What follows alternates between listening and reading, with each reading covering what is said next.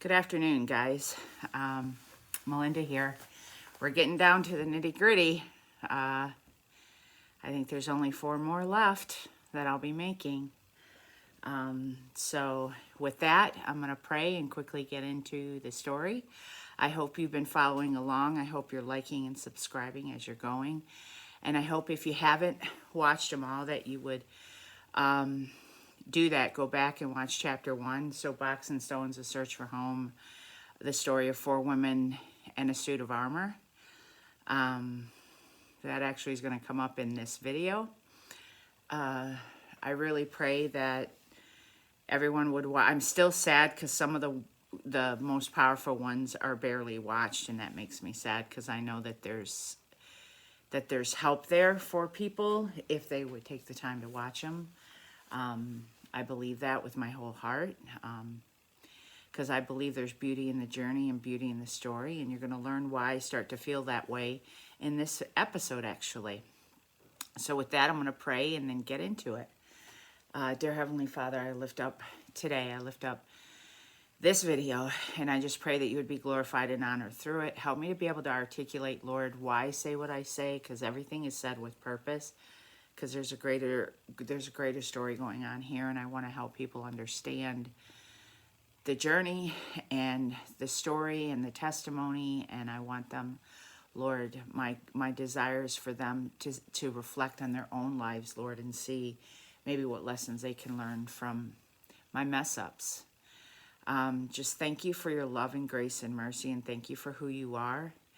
I pray that you would silence Satan in the name of Jesus, that you would anoint my tongue and help me to speak what you want me to speak, and that you would be glorified and honored in all of this. Thank you and praise you in Jesus' name. Amen.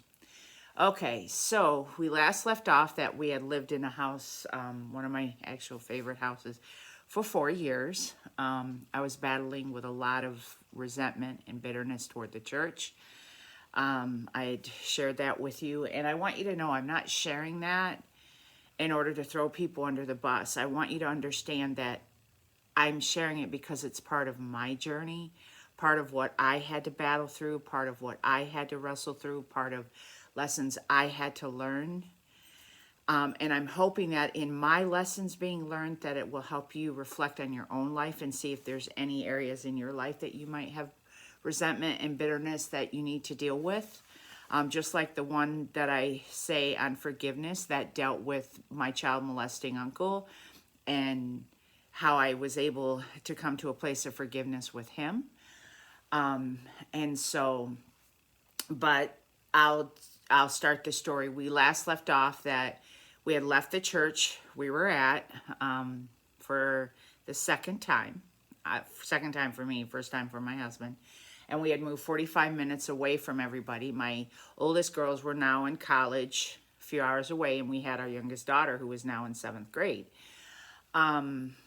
We had moved into this apartment. It was like a duplex, and actually a really cute apartment. I liked it. But I very quickly got kind of lonely and sad out there, and my closest friends actually came out to visit me and stuff, and one I would eventually start working for, and the other one, like I said, would become my best friend. She was one of the preschool moms who I'd become really close with. But anyway, my daughter starts school there, and immediately, you know, wanting her to fit in, we went and got her a bunch of school garb, you know, from Walmart, because they would carry the town's, you know, the town's school stuff. So we went out and got her a bunch of that, trying to help her fit in more because she's in 7th grade. And, you know, she joined basketball, and she actually became really good because they practiced a lot. And she had played basketball through the years. She had played softball through the years.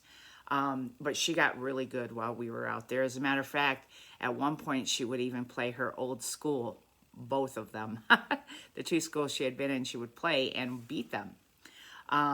Because they like spent hours every day playing basketball. And while we were out at this house, we were only there for a year, but I had started college. I had gone back to college. because we were living closer to the college and I was doing online courses and stuff like that.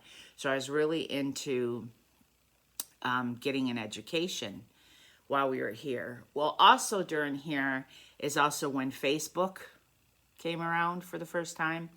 And one of the two friends that would come out there and visit regularly, one that I would end up working for, she like introduced us to Facebook. And that was when like there was hardly anybody on there, because this is like 13 years ago. So it's kind of funny to think back now compared to like, or think back then compared to now, which is funny. But what's special about this house, I will tell you, first off, our next door neighbors, they were awesome. This awesome couple. Because my husband had again taken a pay cut when he started this job, and he was going to have to earn his way up. And the job he did was kind of dangerous. He would climb towers. Some of them would be, 300 feet tall. And it was pretty scary to know that he was doing this. And while we were out there, the winter got really bad. We were out there for one of the worst winters we've had in this area in a long time. I mean, so bad that the street we lived on, they had to do this giant truck that was a snowplow basically to cut through the snow. It reminded me of like the blizzard of 78, 79. That's how bad the snow was out there. But it was beautiful. Also during this time when we were out there, I still started to I still was wrestling with my bitterness and resentment. However, God had isolated us. And I knew that this was my time in the wilderness. I don't know why I instinctively knew, but when we moved out there, I knew that it was a time of wilderness, meaning that I like had some choices to make. Like I was either going to be, I'm sorry, my hair's bugging me. I was either going to like really focus on God or let the bitterness and resentment sort of eat me from the inside out. Well, I chose to focus on God. I spent a lot of time in prayer, a lot of time seeking the Lord. We would go to this church that we had started going to, which was now like an hour and a half away because it was already like 45 minutes from where we lived before. Now it's like an hour and a half away, an hour and 20 minutes. It was long. So it made it difficult to even go to church. And at some point we started to look for another church, but I remember every day I would take my daughter to school, we would drive past this building. And it was an empty building. I would look at that building. I'm like, Lord, that would be a really good place for a church. And every day I would pray when I went past this building. I'm like, Lord, that would be a good place for a church. That would be a good place for a church. And I would pray over this building. Well, by the time we would leave there, a year later, it was a church. Someone had the courage and faith to start a church there, which is pretty awesome. Had we stayed, that's probably where I would have went. But we ended up leaving after a year, and I'll explain why in a minute. But also while we were out there, like I said, we had struggled financially. But during the winter, it was a propane tank, and the propane tank had run out of money, or run out of gas, and we had no money to like fill it. And these amazing next door neighbors, this older couple, knew what was happening and actually had our tank filled for us. So the Lord was very gracious in taking care of us, just like he had taken care of us at the other house. Because I failed to mention to you at that other house, we had a lot of people be merciful. We had people give us food. When I said there was no condiments in the fridge, or nothing but condiments in the fridge, we had people give us food. My best friend, she had surprised us with a freezer full of food. She literally bought us a freezer, put it in our basement, and she was very great. I mean, we were able during that time, even though we were broke, we were able to, from another friend, we were able to make payments to get a car for our girls while they were in college. And we were able to buy from another friend, the same friend who got us the freezer. These are two different friends I'm talking about with the vehicles. She let us make like $50 payments because we needed a vehicle. But then when my future son-in-law that would go into the military, he left a vehicle there for us to drive. I mean, God provided. God was always providing. Even in the midst of my bitterness and my battle with bitterness and blame, God still was providing for us and still taking care of us and still protecting us. And why? We didn't deserve it. You know, I didn't deserve it. I shouldn't say we. I didn't. Because when we had moved, again, when we had moved, that was all in this other house. When we had moved to this house, he was still providing. When we ran out of propane, our next door neighbors helped us. And during this time, an opportunity came up. One of the friends that we had made, one of those ones who was she was just an affirmer and encourager. She had got this job. She actually used to make jewelry. Well, she had got this job restoring the chandeliers at the Palmer House in Chicago, and she had asked me to be on the team. So 3 days a week, we would actually drive to my best friend's house, drop our cars off there. A bunch of us would get in her car. We would drive to the train station in Harvard, take the train into Chicago, spend 3 days there, and then do the reverse to get home. And we did this every week, 3 days a week. Sometimes it would be 4 or 5 days, depending on, but we would usually go from like, you know, Friday, Saturday, and Sunday, or Wednesday, Thursday, Friday, or Wednesday to Saturday. It just depended on where we were at in the project and how much time. And I absolutely loved it. We made a lot of money in a very short time. I was able to buy like some really awesome Christmas presents for my family, and for myself, I bought my very first camera.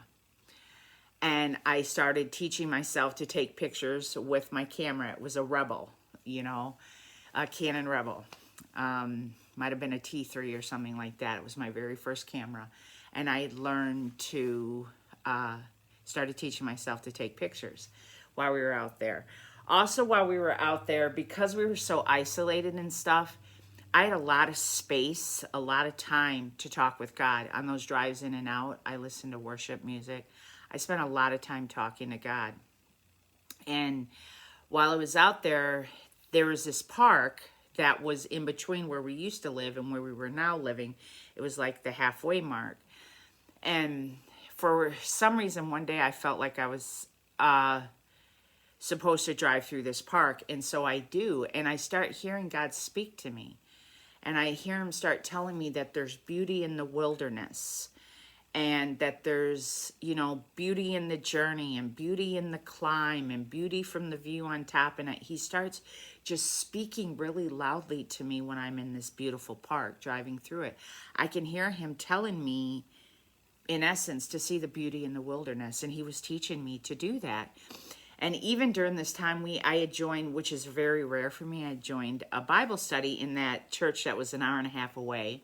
And this is where I think I told you in one of the other videos that the first video I made about the 4 women in the suit of armor, it was during this time that I had a vision when I was asleep, had a vision of that story. God had given me that story in this place. He had spoken it to me. And it was also here that I was in that Bible study when they said, you know, I think I told you guys this too, where she had said, just be still and listen to the Holy Spirit. And the Holy Spirit had told me, you know, that I didn't get to judge what's of value and purpose. It was here. Because what was happening is inside of me, with all that blame and bitterness that was building up, not only blaming others, but blaming myself, because I wasn't stupid. I knew we were in the situations we were in because of me and the choices that I had made. All I could live in was the bitterness and blame toward myself, toward God's people. I wasn't blaming God as much anymore like I did when I had initially left the church. Now I was blaming me and others. You know, now I could see it was just, you know, their fault and my fault. Like, we had put ourselves in this position and we were putting expectations on each other, and we were treating people as a class. You know, my addiction to leadership approval proves that I was putting people in a class, that somehow or another I thought the leaders had more value, you know, that their opinions were more weightier, that they mattered more than I did the average Joe. Do you know what I mean? So, like, I could turn everything back on me really easily and go, when people would say, oh, this thing frustrates me or that thing frustrates me, I'd be like, but I do that. But I do that because I could see that I was guilty of all these things. This is where I started to see that I was guilty of all the things I was mad at everybody else for. I was guilty. You know, God was showing me it big time. He was also showing me the flaws in God's people. And that we all were guilty of being Pharisees, that we all were using people and loving gifts instead of loving people and using gifts. And that you know, that we needed to, because when I first got saved, you guys, I was all about the church, the church, the church, the church, draw people into the church, the church, the church. And what I did was I stopped meeting people where they were at. I started expecting them to come where I thought Jesus was, which was inside the walls of the church. Well, the reality is God will meet you where you're at, wherever you're at. You know, he'll meet you in that drug-induced coma, if that's what he chooses to do. God will meet you where you're at. He met me walking out of my grandmother's house when my child molesting uncle asked me to forgive, or asked me for a hug. And I had to wrestle through forgiveness with him. He met me in that moment. You know what I mean? God will meet you where you're at. And I was sick and tired of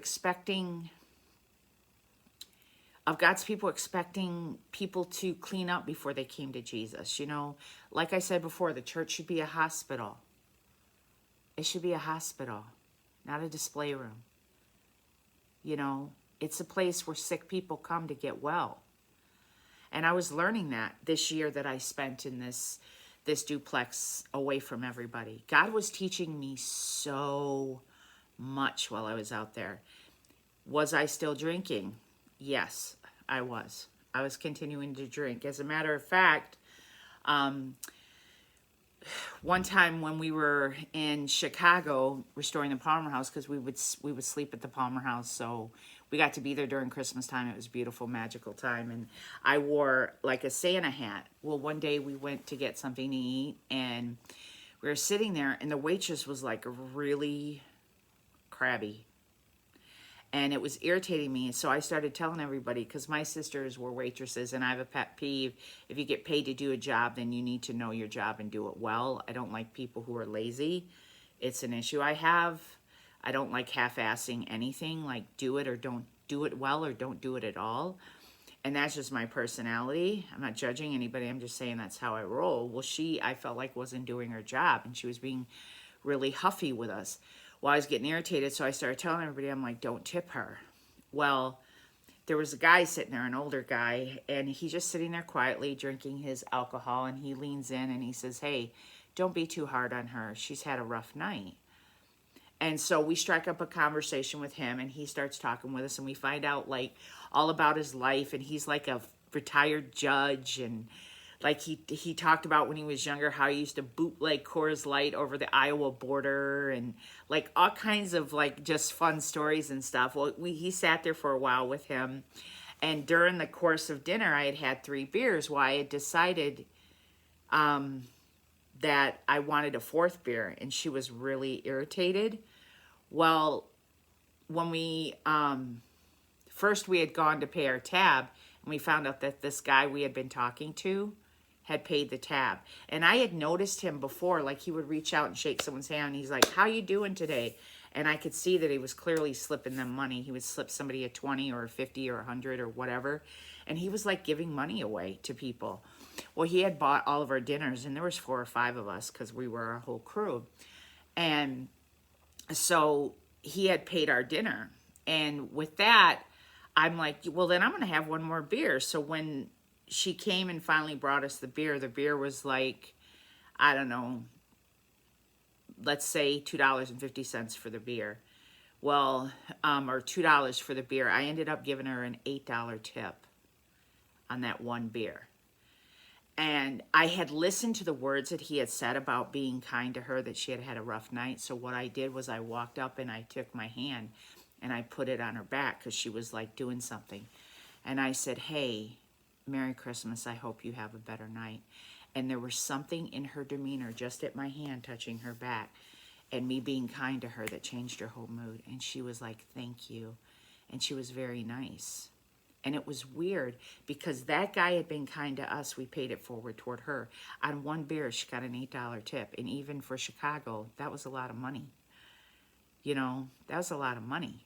And so I mean, it was 4 times what the beer cost.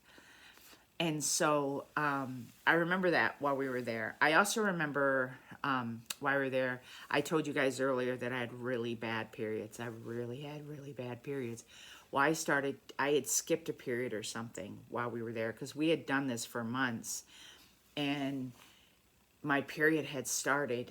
And on the way home, it was so bad that I had to have like towels under me. And I couldn't get up. I had to wait the train ride and keep towels under me, because it was so bad. Like it would leak out and I'd change, and it was awful, you guys. That I remember.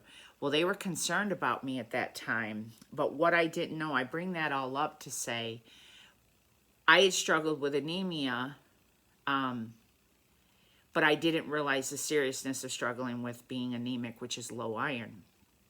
It started affecting my heart pretty badly.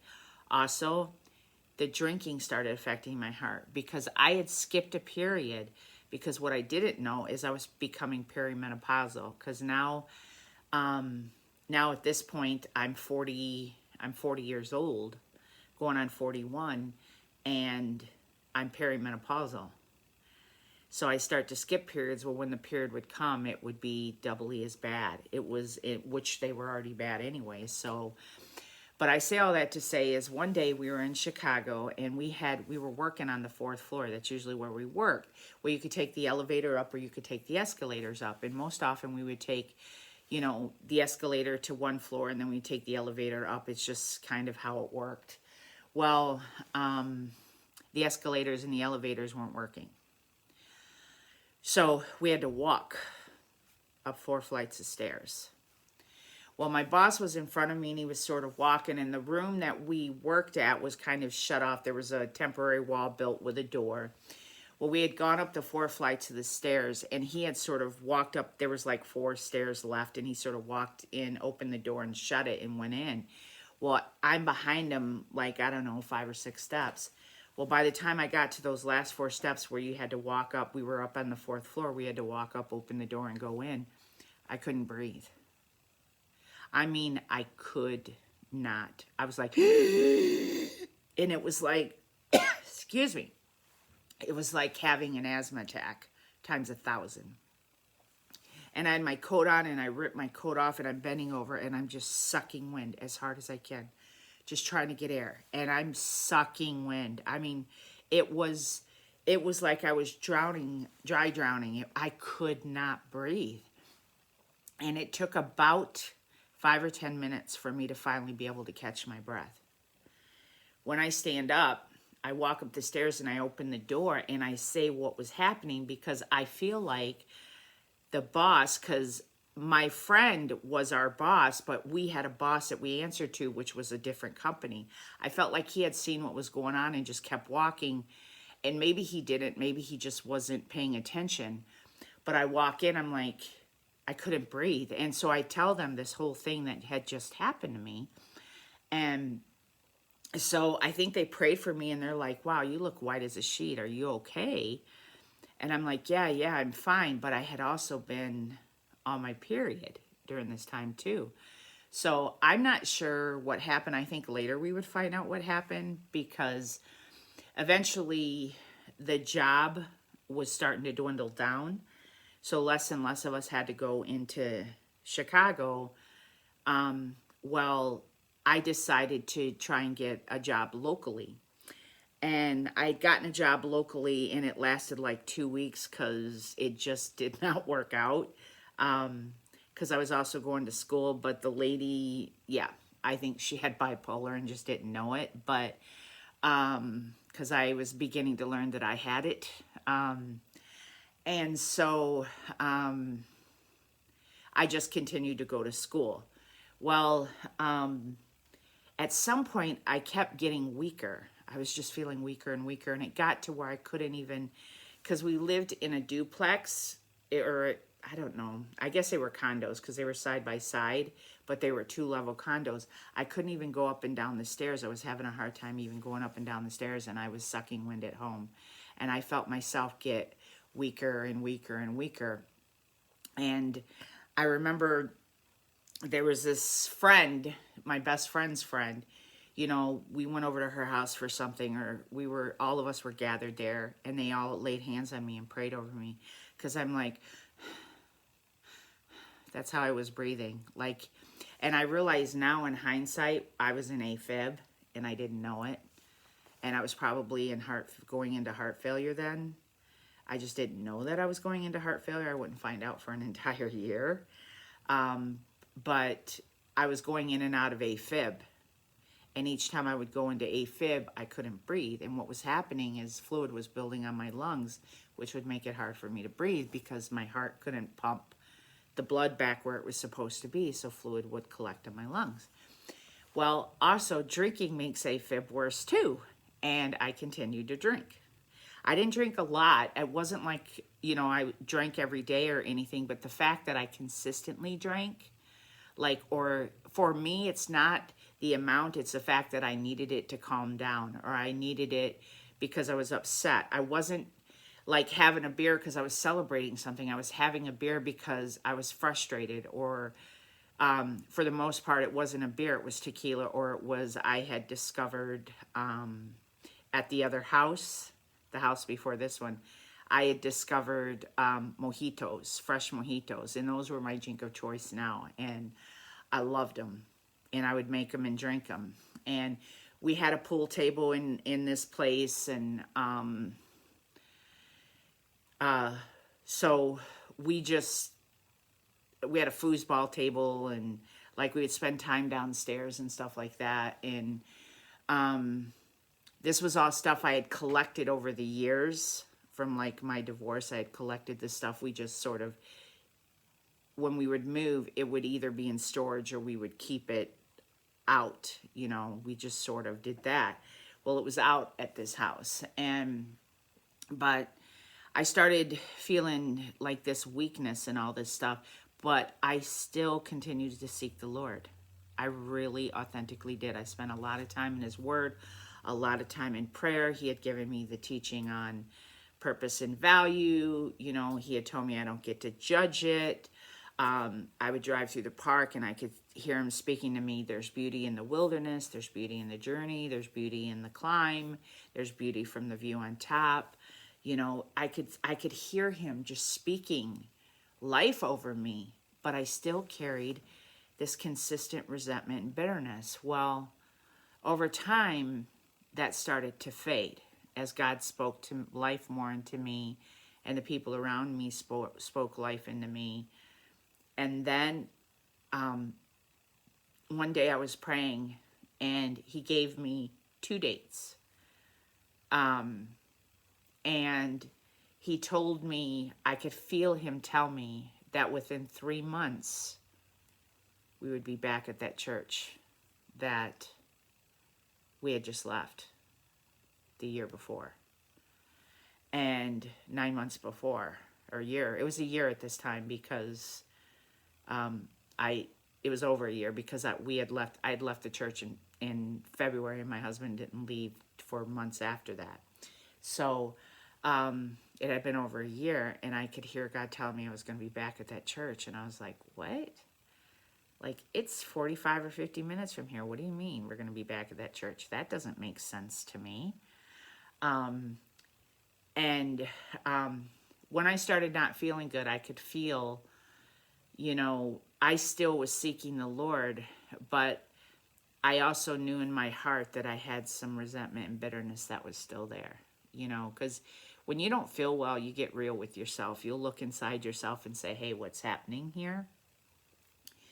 But true story. True story. Within 3 months, we would be back at the church. Within 3 months, we would be back at the church. Right around one of the dates, God told me, I knew He was telling me it was time to go back. So I called the pastor and I tell him, we're coming back to the church. I'm not going to explain myself. I just feel like we're supposed to come back. We're coming back. I just thought I would give you the courtesy of letting you know. For some reason, this time I wasn't asking permission to come back. I wasn't seeking leadership approval to come back. I realized that I felt like God had given me a message that they needed to hear. And that's why we had to go back. We had to go back to deliver this message. Well, in the process of this, we found out that that flip house I told you, my husband had bought those 2 flip houses, and we had been warned by someone. They weren't a leader in the church. They were just someone that I had done ministry with, a guy. He said he had warned us that that was being unequally yoked. We didn't listen. Well, one of the houses sold and the other one didn't. Well, one house, one partner had taken, and the other house that didn't sell, my husband had taken. Well, this house didn't sell. And there had been people in there for 2 years, 2.5 years, who were supposed to be buying the house and getting approval. Well, it wasn't happening. So my husband comes home one day and he says, I feel like we need to move back in that house. They can't afford to stay there, and I'm not going to file bankruptcy. I want to move back in this house and try to save the house. And I was like, what? You're crazy. But guess what? We moved back into this house. And the house that we had moved back into, the transition wasn't so smooth. And I'll explain that in a minute. Once we had decided we were moving back, we started going to church back. And we started packing and prepping to leave. Well, the people were supposed to be out on a certain date. Well, they weren't. They didn't leave. But we had to be out of where we were at, because I had again went back to the school anticipating our move back. I had gone back to the school that I worked at, the school in the town, not the preschool, the actual school, the job that I had had when my daughter was in 2nd grade. And again, I had it when she was in, I don't know, 5th grade, I think, or something like that. I had been there twice. I had gotten a job there again, because remember I told you I toggled between the preschool, because I was at the preschool, went to the store, went to the school, went back to the preschool, went back to the school, then we moved away, and then now I was going back to the school again. I would eventually go back to the preschool a 3rd time too, but not yet. So we had packed. The people weren't out of the house yet.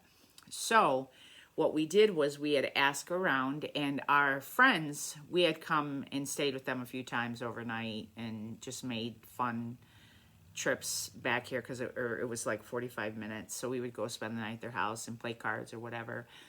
And they had said that we could stay on their property because they owned a lot of property. Well, we also had mutual friends who said we could stay in their RV for a couple of weeks while these people were getting out of the house.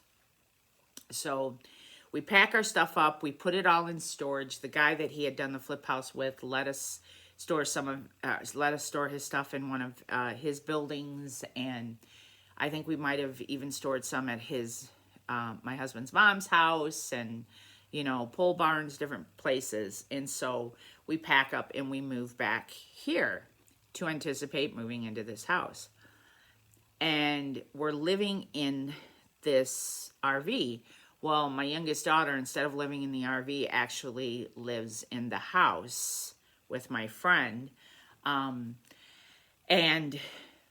we had let her finish out 7th grade before we moved. It was the summer when we moved. Every time we moved, it was usually the summer, with the exception of when I left the house of my ex-husband. That was in March. But every other time it was during the summer when we would move.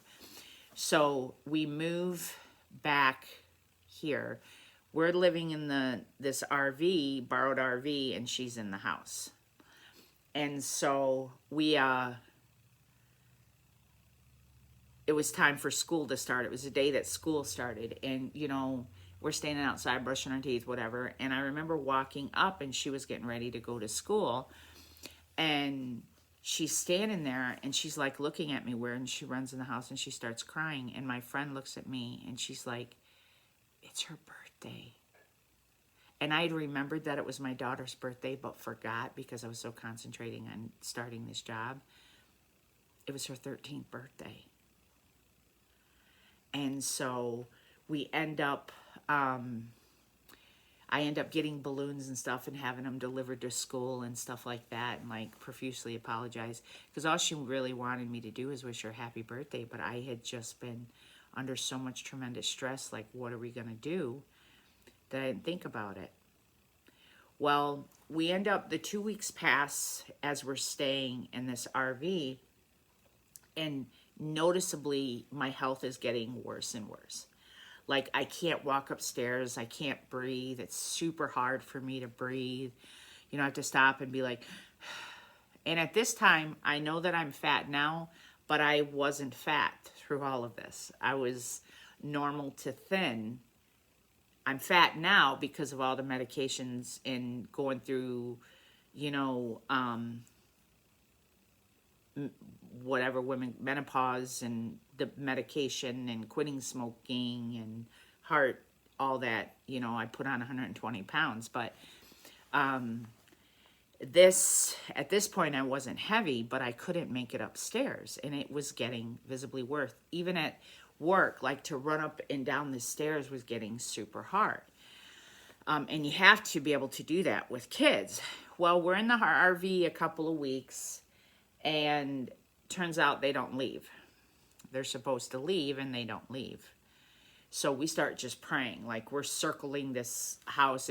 Had a lot of property on it, but we would just pray over this house. And Jericho walked this house like, Jesus, please help us be able to get in this house and out of this RV. Well, finally, when they leave, we find out, we go walk in the house and it's full of black mold. The house is actually unlivable. They had done something with, like the fridge had done this plastic hose through the ceiling and it had leaked, and there was black mold in the bedroom and black mold in the closet and black mold in the kitchen. Well, I'm severely allergic to mold. I'm also allergic to dust and dogs, short-haired dogs. And so we couldn't live in the house. So we had to continue to borrow this RV. Well, we stayed in this RV and we gutted the house, and we had a group of friends who came and helped us. They helped, you know, the house again, my best friend and her husband, and the guy that he had done, his best friend, he had done the flip house with, came and helped. And, you know, my best friend was in a small group, and their small group came and helped, and we just sort of did what we could to get this house back in order. Well, what was supposed to be, it had initially started off 3 days. We were supposed to be in this RV just a few days. Then it was a week. Then it was 2 weeks. Well, now weeks had passed. Now we're at the 6-week mark. Hi, guys. I just want to clarify something. We were in the RV for 6 weeks, and then we were in our living room, plastic off, for another 6 weeks. So it was a total of 12 weeks or 3 months. So that's the timeline. I realized I forgot to say that. That's all. Back to the story. I end up leaving the school again because I had a lot of struggles with someone I worked with. So I ended up leaving that, and my friend Reen had gotten me a job where she worked. And so that's where I was working at the time we were doing this. But what was happening before I had started that job, when I was still at the school, what would happen is I would go to work, I would come back to the RV, because we eventually had moved the RV into the driveway of this house once we could get there. So we were living in the RV in the driveway while we were refurbishing the house, or like restoring the house. Eventually, we were able to get it so that we could plastic off everything except for the living room, which we stuck our beds in. So now we were living in the living room and gave the RV back. So we had 3 beds in the living room. We had to go to different people's houses to go to the bathroom, to shower. We had to, you know, go places to eat. We didn't have a phone. Like, There was a lot of different stuff. It was a lot of stress. Well, I had never found myself in that position before. And what was happening to me, especially with my mental health issues, is I would go to work, I would come home, I would work on the house, do what I could, whether it be painting or whatever. And then at night, I would go to the bar and I would drink. And I would drink and I would drink and I would drink. And I mean, I drank a lot. And it was always Coors Light in a frosted glass, water chaser with a shot of tequila. That's what I do. I do a shot of tequila, drink the water, have a beer. Do a shot of tequila, drink the water, have a beer. And I did this night after night after night after night after night after night.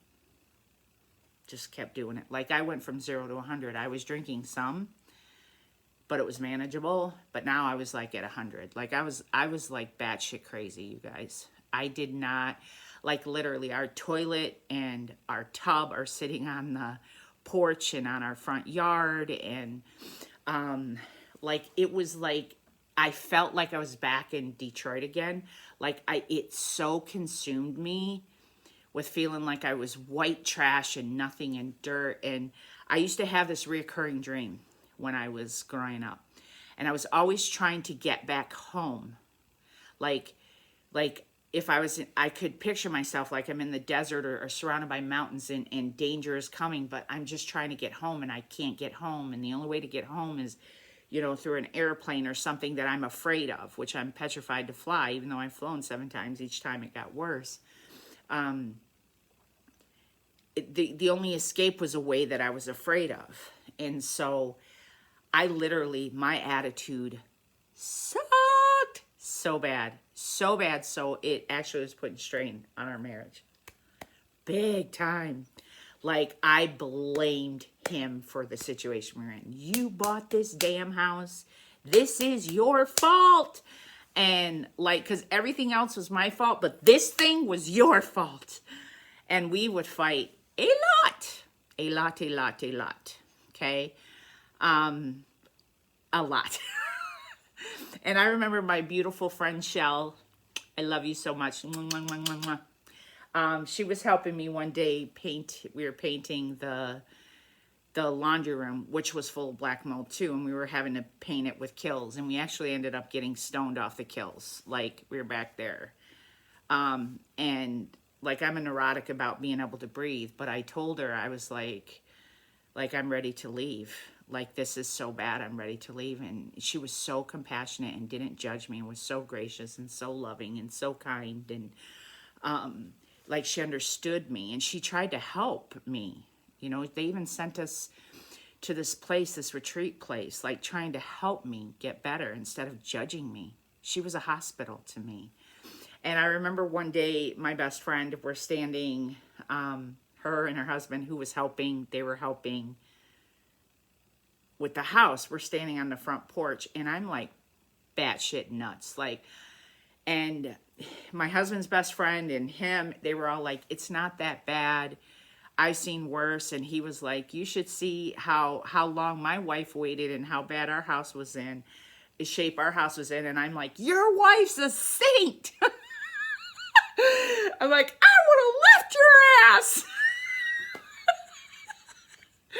And my beautiful best friend is standing there trying to defend my behavior because she's like, look, she doesn't know what she doesn't know. I'm like, put me in a room with 75 kids. I'm good. I can handle this. 75 abused women. I'm good. I can handle this.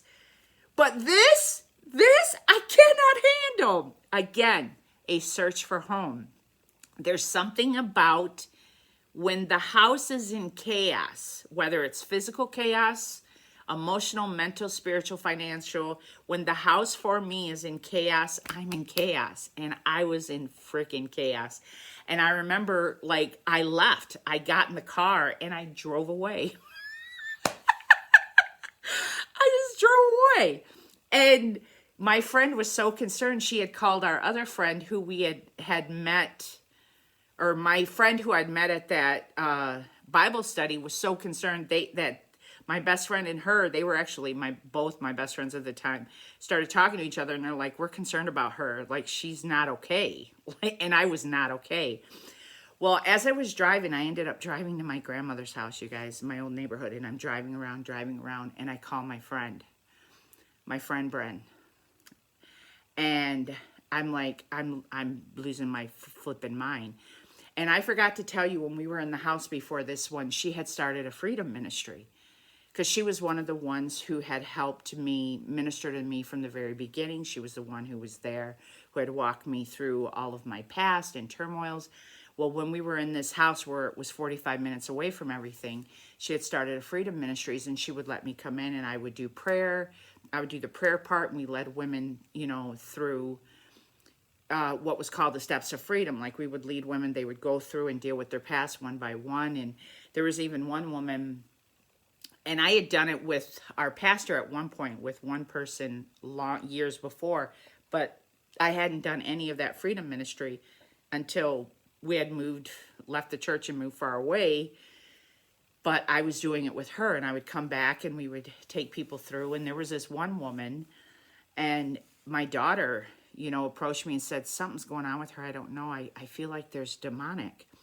And sure enough, there was. Like, it manifested itself and talked to me. And, I silenced it in the name of Jesus and tried to reach her and told her to rebuke it. And yeah, I've had the demonic talk to me. I was sitting there when I could see it come at her. I could see her eyes open up, and it turned and was talking to me, and I had to silence it in Jesus' name and tell it to be quiet, and talk to her and tell her she had the power to rebuke it in Jesus' name, to get it out of there. And yeah, she was either being oppressed, possessed, I don't know. But yeah, so we had done all of this ministry together the year we were out in the wilderness. I'm going to call that place the wilderness.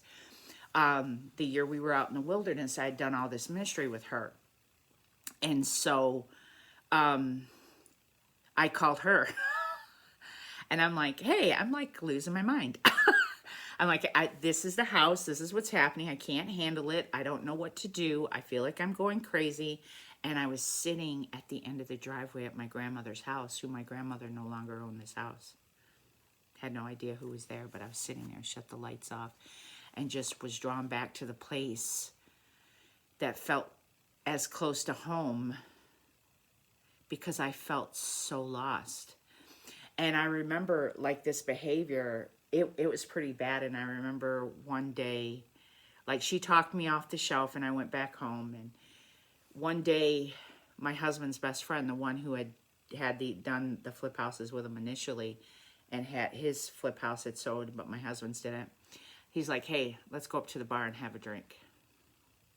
And I'm like, okay. So I go up there, and I love him. He will tell you like it is. And I don't know whether he even believes in God or not, but the man is like me. He's super honest, and sometimes it comes across really crappy, but he's super loyal and super loving, and he's just I love him very much, and his wife. So for him to do this, it's pretty impressive. I'm pretty impressed. We went up there, we sat down, and he's like, how you doing? And initially he's fine with me. And then he's like, you know what? You're being a bitch. He's like, you need to stop. Do you understand? Do you think that your husband doesn't already feel bad? Everything that you say that comes out of your mouth is negative. You're just making the situation worse. And you need to shut the hell up, because you guys, all I did was complain about everything. He was going to work, coming home, busting his ass in the house. I was going to work, coming home, busting my ass in the house. And then when we were done busting our ass, I would go up to the bar and I would drink. And so he's like, you need to knock it off. You're not helping. And you know what? For some reason, I heard him, and it was him of all people. When he said it to me, I was like, wow. I'm supposed to be representing Jesus, and I'm doing a hell of a shitty job about it. But this man who doesn't even proclaim to love Jesus or know Jesus is telling me to knock it off, And he had his own journey at this time. He had a lot of stuff that he was going through. It's not my story to tell, but we had become buds after that. We would invite him over for dinner, and like, I love his present wife now. She's just awesome. But he went through a lot of battles to get where he's at, and he's great now. But this was during a time of, he had his own battles he was going through. But we got the house back in order, got the house restored. But like I said, I felt like I was mentally losing my mind. I was drinking a lot, you know, felt like my world was falling apart, okay? Well, and I had started this new job. I told you, my friend's job. My friend had got me a job at her place. So I had already gone back to the school 1, 2, 3 times. And I'd already been back to the preschool 2 times. So with that,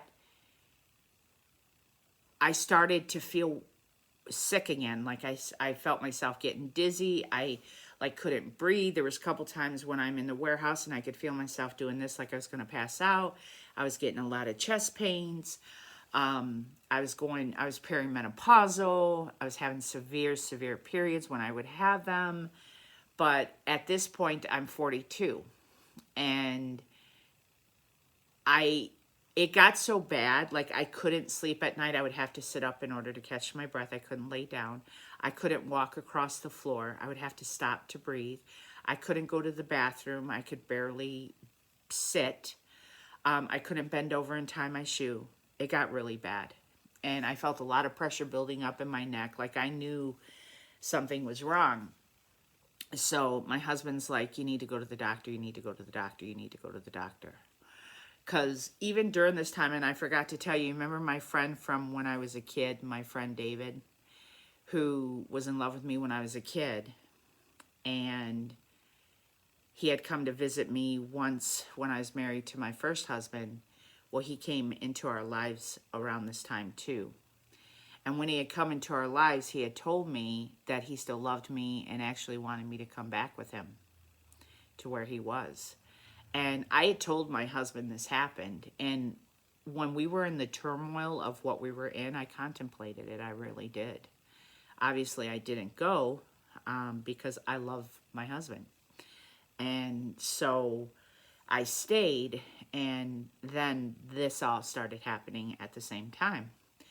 Well, my husband's like, you need to go to the doctor. You need to go to the doctor. So I'm like, okay. And I call the doctor, and I'm like, hey, and it was November 30th, and I'm like, my husband tells me to call the doctor. Well, they're not in, they can't get me in the 1st, so they're like, come the 2nd, come December 2nd. And I'm like, okay. Well, on December 2nd, I decide to drive to that park that I said was in between where we had left when we had moved 45 minutes away. It was in between there, that park that I had gone to that heard where God would speak to me and say, you know, there's beauty in the journey, there's beauty in the wilderness. All that speaking God had spoken to me, I went to that park and drove around. Well, as I was driving around, I could feel God continuing to speak. And there was this detour, because it was wintertime, there was this detour. And I clearly heard him say, there's beauty in the detour. There's going to be a detour. So I knew that change was coming again.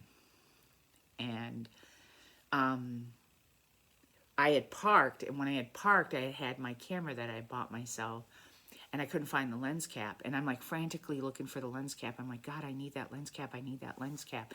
And I'm digging, looking for the lens cap. And I find it. And I heard him say, you already have what you keep looking for. You already have what you keep looking for. And I knew all this time, you guys, I had been looking for a place to call home. I had looking for a place to belong. I had been looking for hope. I had been looking for joy. I had been looking for all these things. And he was showing me that I already had them in him. I already had them in him. Well, when I put that lens cap back on, I drove back to go to the doctor, and I knew God was telling me I was going to be in the hospital. I knew I was going to the hospital.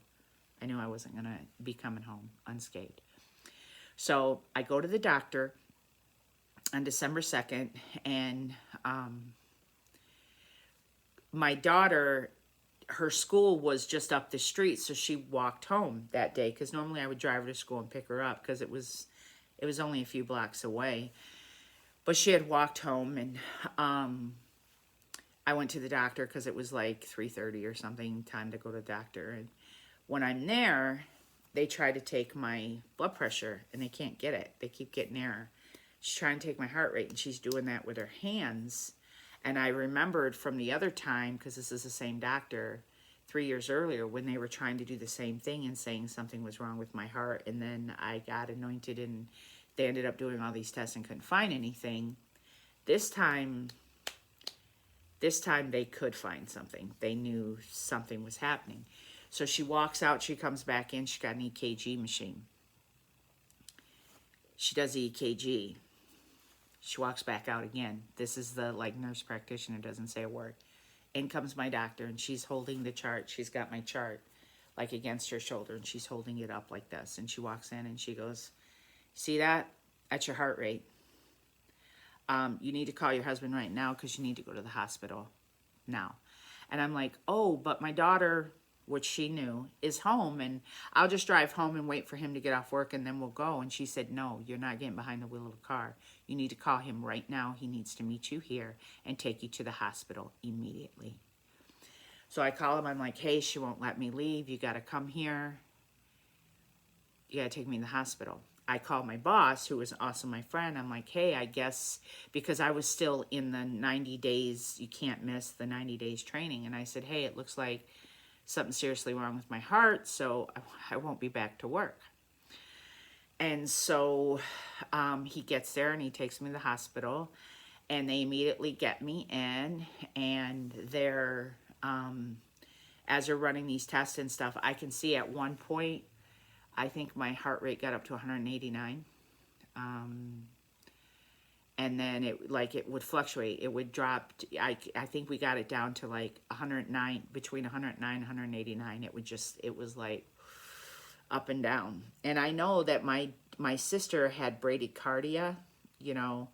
My little sister, the one just under me, she had bradycardia, and she used to pass out. And she also had already had a bunch of heart conditions. And my brother, who had been murdered, had a hole in his heart. And so my dad had died of a heart attack and stroke at 45. So it wasn't like my kids had heart conditions. It wasn't, plus they had that secondary condition that they developed in college. So it wasn't like I hadn't been around medical emergencies before.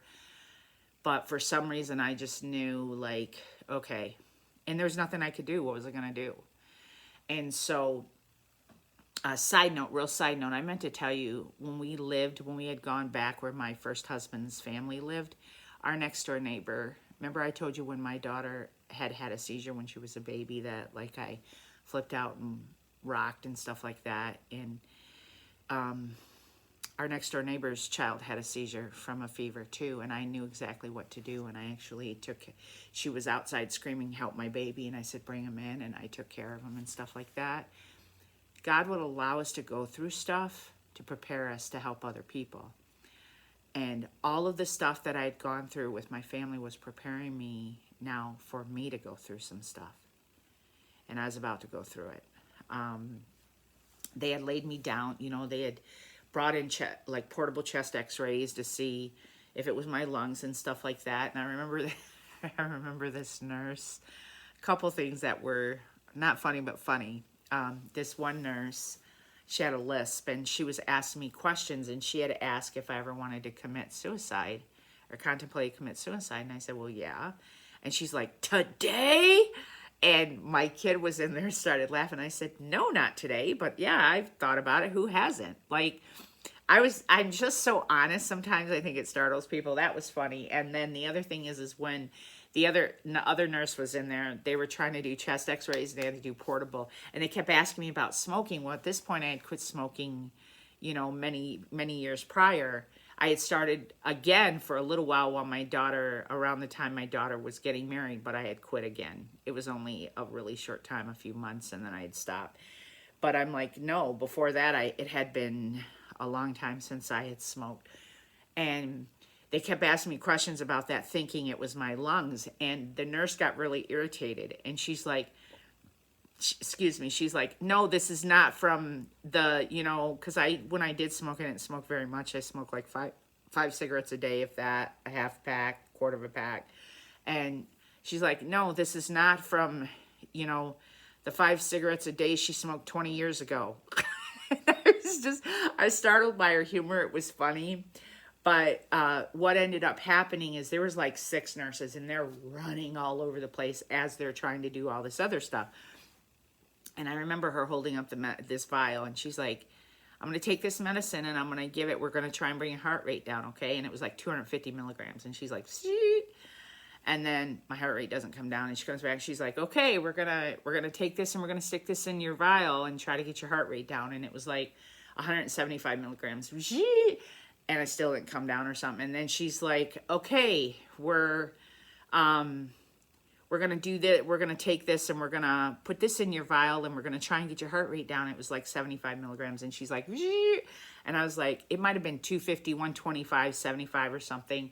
It ended up being like 400 milligrams or something, 400 or 500 milligrams of this medication trying to get my heart rate down. And I was like, that's a lot of medicine. And it was a lot of medicine they were shooting in me trying to get my heart rate down. Well, they get my heart rate stable. And then eventually I get put in a room. Well, turns out that I was in heart failure. My heart was pumping at 30%. Was at 7.1. Which is your, you know, that I didn't have enough blood, a volume of blood, and I was severely anemic. And I should have died, in essence. I should have at least had a stroke, and they don't know why I didn't, or if I did, there was no damage. Because there was one time I remember, because something had happened where someone had gotten upset at me and they were yelling at me, and I remember feeling like someone had punched me in the chest. It was in that Bible study we were in. Someone in the study had yelled at me, and I remember it felt like a fist went through my chest, and I may have had a blood clot pass at that point, but I did have fluid on my lungs, and so they had to put me on a diuretic to get the fluid out of my lungs and stuff like that. But I was in the hospital, and I think I was in the hospital 8 days. I don't remember. I think I went in on the 2nd, and I got out either on the 8th or the 10th. So it was like 6 to 8 days or something. I was in there for a while. But while I was in there, because it was close to Christmas, and I would like deck the halls with boughs of holly, like I was a big time Christmas decorator. This is the first year that I definitely like condensed it. But one of my friends had gone in and tried to finish my Christmas decorations for me while I was in the hospital and stuff. And I had to have blood transfusions. It was a second transfusion because I told you I had had one when my girls were born. I ended up having to have 2 pints of blood because it was so low. And it hurts to get a blood transfusion because the blood's cold and your body's warm and it hurts, yeah. But I survived. I survived.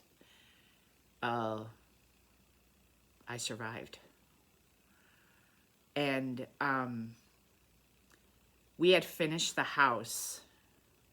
We had got the house finally finished all together. It was like November 28th or something like that. November 30th is when I called the doctor, and December 2nd was when I was in the hospital. So it had happened fairly close. All the stress, the strain, everything that I was under had culminated to this. All the excessive drinking, excessive bitterness, excessive resentment, everything had culminated to this moment. And I remember when I finally got out of the hospital and went for my checkup, she looked at me and she said, I don't know why you didn't have a stroke. And we knew that it was God's grace that had spared my life. Again.